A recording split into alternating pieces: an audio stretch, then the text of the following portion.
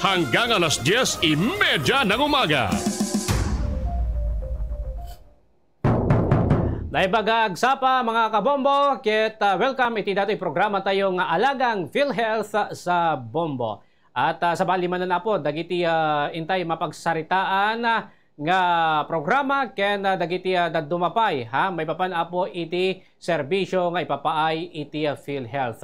Nga masakbay na ket awisan kayo apo nga aga-text no daman dagiti sa studio dagiti kasta ket maising ito babaan ti Facebook Live sa comment section po natin. Well, hatay ka pabayagayan datuyan na po. Babaan iti Zoom makaumantayon ni Sir nga Reynon Gerald Ramos. Manipod na po iti PhilHealth La Union. Good morning, Sir Gerard.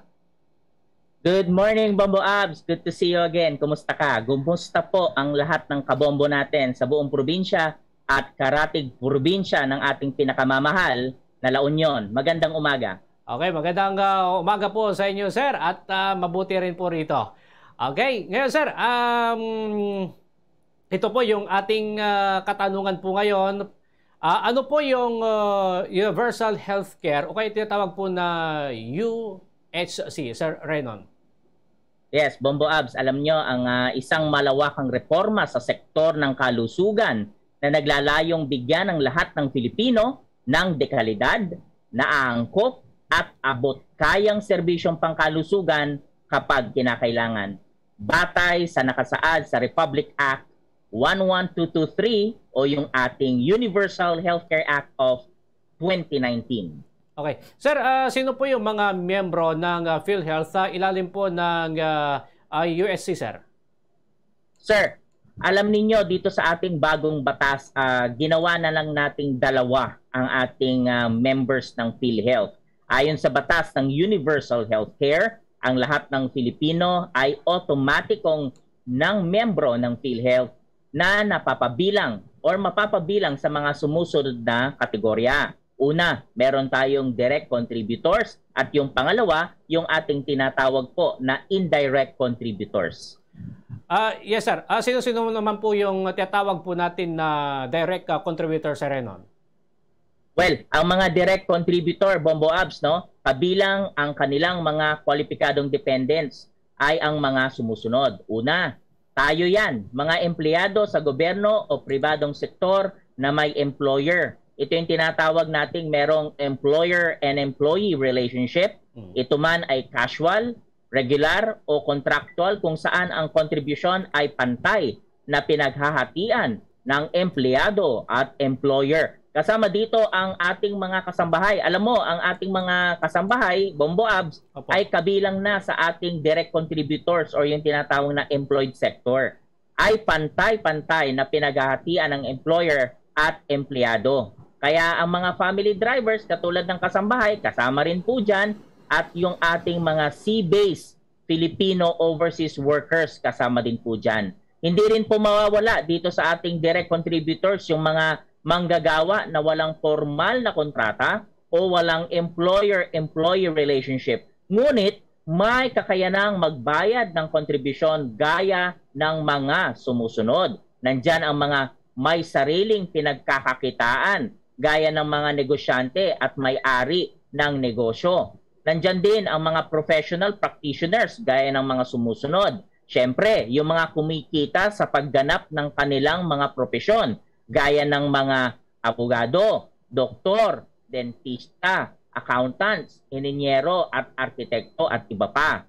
Nandyan din yung mga kumikita sa pamamagitan ng kanilang galing sa sining at sa larangan ng palakasan tulad ng mga atleta, aktor, artista, aktres, mga freelancers kasama rin dito. Yung mga vloggers, okay? Marami yan. Ngayon na, no? Marami.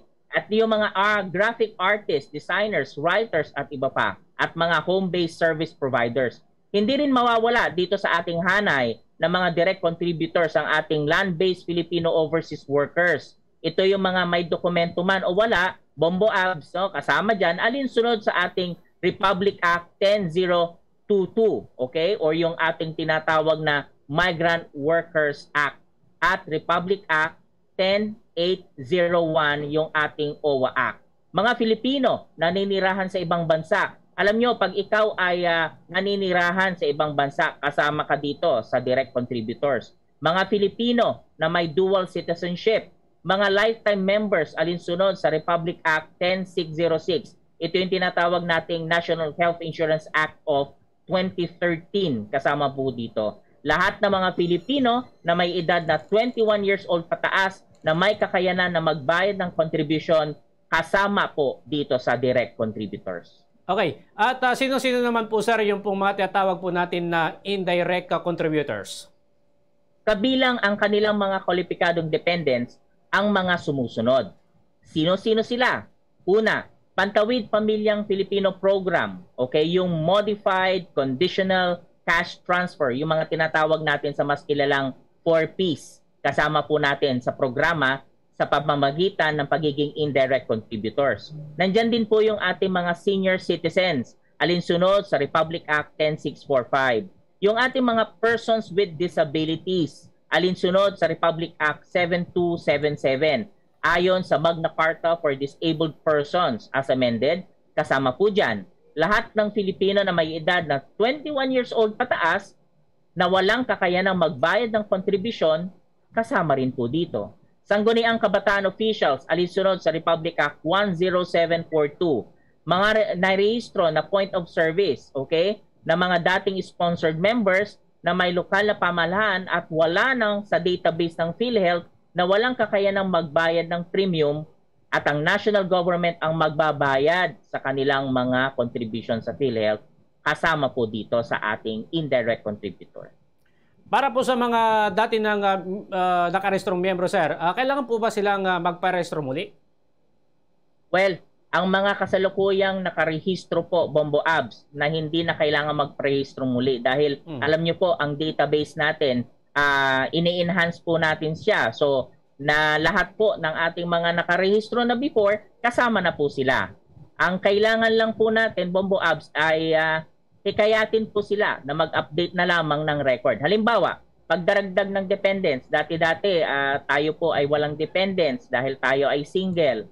Tapos sa ngayon, sa bagong batas ng Universal Healthcare, tayo po ay kinasal na at meron na po tayo mga anak. So tayo po ay hinihimok ng ating korporasyon na mag-submit ng fully accomplished na PMRF, yung ating PhilHealth Membership Registration Form, mag-amend tayo at mag-submit ng mga sumusunod. Una, photocopy ng ating marriage contract. Pagpapatunay na tayo po ay married na. So, ang civil status natin, magmula sa single, magiging married na. Pangalawa, idaragdag po natin ang ating anak na bagong silang o di kaya anak na may edad na 20 years old pababa. Kailangan lang po natin ng photocopy ng kanyang birth certificate. Okay. Ano po ang dapat gawin ng mga hindi pa po rehistrado sa PhilHealth, Renon? Alam niyo po, sir, kailangan nating magsadya lamang sa alimang tanggapan ng PhilHealth para magparehistro at para magkaroon ng permanenteng PhilHealth Identification Number. Ang tawag po natin dito, Bombo Abs, yung PIN, PhilHealth Identification Number. Sa kasalukuyan, maaari din silang asistihan ng government accredited health providers para magparehistro kung sila ay kwalipikado sa point of service. Makipag-ugnayan sa local local social welfare officer ng ospital. Bombo Abs, no? Ako po ay magse-segue lamang dito sa ating paksa ngayon sa ating pagpaparehistro sa PhilHealth. Bigyan niyo po ako ng pagkakataon na manawagan sa ating mga PhilHealth members na ang pagpaparehistro po ng PhilHealth ay ginagawa po ito sa tanggapan ng ating mga opisina lamang. Otorisadong PhilHealth employee lamang ang gumagawa niyan.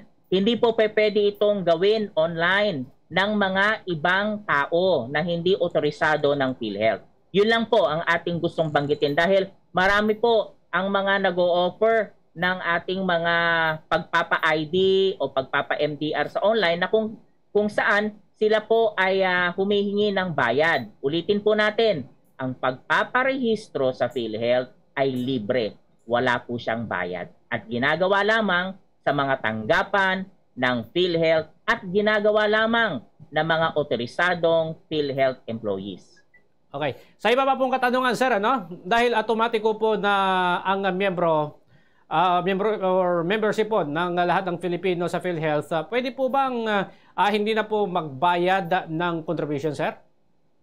Sabi pa nga nila, ang ating contribution daw ay lifeblood ng corporation. Sadyang kailangan po ng contribution or mag-contribute ng lahat ng membro para mapanatili po natin, Bombo Abs, ang katatagan ng ating National Health Insurance Program. Ito ay responsibilidad ng lahat upang lalo pang papabuti at mapalawak ang mga benepisyo natin. Maliban po, sir, sa mga principal member, sino-sino po ang maaaring makinabang sa programa po ng PhilHealth? Ay, opo, maraming salamat po yan. Unang-una, sa katanungan na yan, kailangan nating banggitin ng unang makikinabang bukod sa membro at ay ang legal na asawa.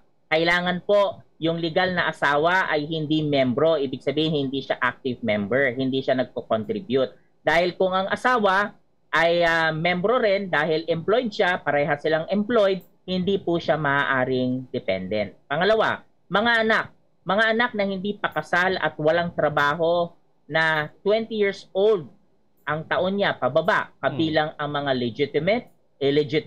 legitimated, legally adopted at saka mga stepchildren. Lahat po sila, basta po sila ay hindi pa kasal at hindi po sila regularly employed, sila po ay sakop ng pagiging dependent. Makakagamit sila bukod sa membro. Pangalawa, yung mga foster children alinsunod sa Republic Act 10165 o yung ating Foster Care Act of 2012. Sila po ay sakop pa rin sa pagiging dependent child.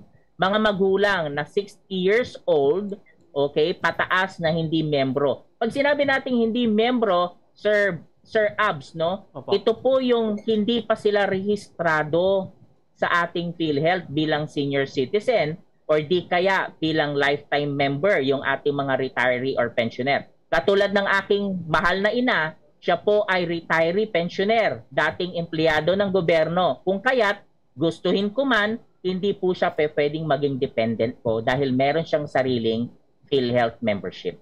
Ayun. Makakagamit ba agad, sir, ng benepisyo o immediate eligibility kahit hindi po nakapagbayad o may kulang sa contribution, Sir Renon? Ang lahat ng Filipino ay ginagarantiyahan na agarang makagamit ng mga benepisyong pangkalusugan o yung tinatawag nating immediate eligibility to healthcare benefits. Alam po natin, dito sa ating reformang pambalawakan sa kalusugan, yung tinatawag nating universal healthcare, ang isang napakagandang milestone na meron ito ay yung tinatawag nating immediate eligibility. Ngunit, ang kakulangan na kontribusyon ay dapat pa ring bayaran na may interest, compounded monthly na hindi bababa sa 3% para sa mga employers, sea-based migrant workers at kasambahay, at hindi lalagpas ng 1.5% para sa self-earning individuals, professional practitioners, land-based migrant workers, mga Pilipinong nakatira sa ibang bansa at may dual citizenship. Ang hindi pagbabayad ng kontribusyon ay ituturing na paglabag sa batas. Ang immediate eligibility ay magiging epektibo pagkaraang maisapubliko ng PhilHealth ang patakaran tungkol dito. Gusto ko lang banggitin ng ating pagtaas o yung realignment sa ating contribution. Kasama din po dyan ang pagpapataw ng interest or penalty as the case may be. Ay kasalukuyang hindi pa po ipinatutupad. Ito po ay pinadefer ng ating mahal na Pangulo tungkol at patungkol ito sa ating pag-alalay sa ating mga members at ating mga members of PhilHealth dahil dito sa ating niraranasan na pandemya. Kaya hindi pa po natin ito pinatutupad. Pero ito'y nasa batas. So ibig sabihin, as we change, pag ito po ay ibig sabihin na nagbago na ang takbo ng ating kasalukuyang pinagdadaanan. At pag ito po ay nilift na, ibig sabihin, tayo po ay magpapatupad na sa mga nasabing palisiya. Okay. Hanapin po ba, sir, ang PhilHealth ID kapag gagamit po ng benepisyo, sir? Magandang punto po yan, Bombo Abs. Hindi po kailangan ng ID sa paggamit ng PhilHealth. At hindi rin kailangan, isama ko na rin po dyan, ang paggamit ng MDR sa paggamit ng PhilHealth. Hindi po kailangan mag-request sa PhilHealth every time tayong mau-ospital or kailangan gamitin ng PhilHealth. Okay? Hindi kailangan ng PhilHealth ID para makagamit ng benepisyong pangkalusugan. Ngunit kakailanganin magpakita ng anumang valid ID para matiyak ang pangangailangan ng pasyente. So yung valid ID lang po para ma-identify siya ay sufficient na. Dahil meron po tayong mga tinatawag po na PhilHealth portal po sa ospital. Ayun, so ibig sabihin sir, makikita kaagad sa ospital na yung kung sila po yung miyembro. Opo, at saka po, gagamitin ko po ang pagkakataon nito, Sir Bombo Abs, no, na hikayatin ang ating mga members na mag-register po sa ating PhilHealth portal. Okay, mag-visit lang po sa ating www.philhealth.gov.ph at pumunta po tayo sa online services at pwede po tayo mag-register po doon sa ating member portal. Kasi pwede na po nating ma-check sa ating mga smartphones, okay, sa Android devices ang ating mga PhilHealth records. At pwede na rin po tayong mag-print ng ating personal na MDR sa ating mga tahanan. Okay. Sa ganun pa man, wala tayong magiging problema po pagdating natin sa ospital. Maraming salamat po. Okay. Sir, magkano po yung ang premium contribution na dapat po bayaran ng direct contributors? Ang premium contribution ng direct contributors ay nakasaad sa sumusunod na talaan. So babanggitin po natin dito para sa mga employed members, ito ay batay sa basic na buwanang sahod po. Habang ang self-earning, land-based OFWs at practicing professionals ay base sa kanilang buwanang kita na nakasaad sa mga dokumentong itatakda ng PhilHealth. So ibig sabihin yung proof of income, importante po yan. Yung ITR natin, importante po yan. Yung payslips natin, makikita po natin doon yung ating buwanang kita, yung basic salary. Importante po yan na madala po natin pag tayo po ay mag-a-apply sa PhilHealth. Para po doon sa ating form, pag ating pinipirmahan yung ating proof of income, yung buwanang kita, yung basic salary, lahat po yan ay masusuportahan ng ating mga nasabing dokumento. So balik tayo sa ating premium contributions na dapat bayaran. Alam niyo po, noong 2019, November 2019, nag-umpisa po tayo magpatupad ng ating universal healthcare. Kaya nga po, ang ating premium rate dyan, nagsimula tayo ng 2.75% para sa income floor na 10,000 at income ceiling na 50,000 pesos. Nasundan yan ng taon-taon natin hanggang 2025 ang expected po na realignment ng ating contribution. So, makikita po natin, pagdating ng 2020, nakaraang taon, naging 300 pesos po ang ating buwanang contribution sa ating voluntary members. Yan po yung premium rate natin na 3%.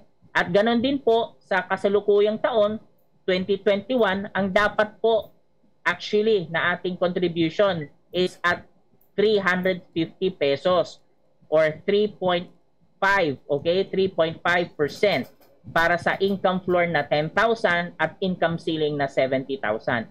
Yan po ay nagbabago taon-taon hanggang sa taong 2025. Kaya nga pagdating sa 2025, expected po na premium rate natin ay 5% para sa ating income floor na 10% at income ceiling na 100%. Ngunit, ang mga nasabing pagtaas na ito or tinatawag nating contribution alignment ay hindi pa po kasalukuyang ipinatutupad. Dahil po sa nasabi natin kanina, ito po ay pinadefer po ng ating himpilan ng ating presidente para po magbigay daan sa ating pagsuporta sa niraranasan nating pandemya ngayon. So, opisyal na pahayag ng ating President and CEO, Attorney Dante Guillen, ang PhilHealth ay kaisa ng ating Pangulong Rodrigo Duterte sa layunin niyang maibsan ang pasanin ng maraming Pilipino na maapektuhan o naapektuhan sa kasalukuyang pandemya. Kaya bilang tugon, ang PhilHealth ay patuloy pa ring mangongolekta ng kontribusyon mula sa direct contributors gamit ang 3% sa halip na 3.5 contribution rate at 60,000 sa halip na 70,000 ceiling sa taong ito. Ito ay ipatutupad hanggang sa ang Kongreso ay makapagpasa, mga kabombo, ng bagong batas na magpapahintulot na ipagpaliban ang nakatakdang premium adjustment sa ilalim ng Universal Healthcare Act ng 2019. Sakaling walang maipasa na bagong batas para dito ay ipagpatuloy ng state insurer ang mahal niyong PhilHealth ang nakatakdang premium rate at ceiling ayon na rin sa Universal Healthcare Law. Yan po ang binigay po na mensahe ng ating President and CEO, Attorney Dante Giran. Okay. Sir Rendon, wala na po akong katanungan at ito po yung inyong pagkakataon. Baka meron pa po kayong nais pong sabihin para po sa mga miyembro ng PhilHealth. Sir Rendon, go ahead, sir. Maraming salamat po. Mga kabombo, ako po ay nananawagan po, okay po, ang aming korporasyon PhilHealth ay nananawagan sa inyong lahat na tulungan kami na pangasiwaan ang ating National Health Insurance Fund. Proteksyonan po natin. Ingatan po natin. Kung may mga nalalaman po kayong katawalian or mga bagay na hindi maganda or di kaya mga kahina-hinala po, ito po ay laban sa ating pag-ingat yaman sa ating National Health Insurance Fund.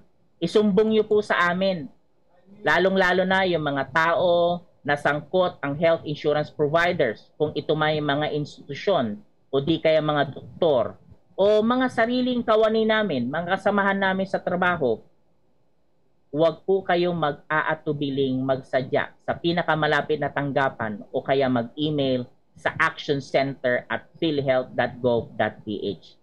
Kasama niyo po kami sa ating pag-iingat yaman sa ating National Health Insurance Fund. Labanan po natin ang health insurance fraud. Maraming salamat po. Okay, maraming salamat din po, Sir Reynon Gerard Ramos, ang Legal Researcher at Information Officer po ng PhilHealth La Union. Mabuhay po kayo at magandang tanghali po sa inyo, sir. Maraming salamat po. Inyong napakinggan ang Alagang PhilHealth sa Bombo Radio Program ng PhilHealth Region 1. Naway nabigyan ng linaw ang inyong mga katanungan. Antabayanan ang susunod na talakayan kasama ang mga kawani ng PhilHealth Region 1.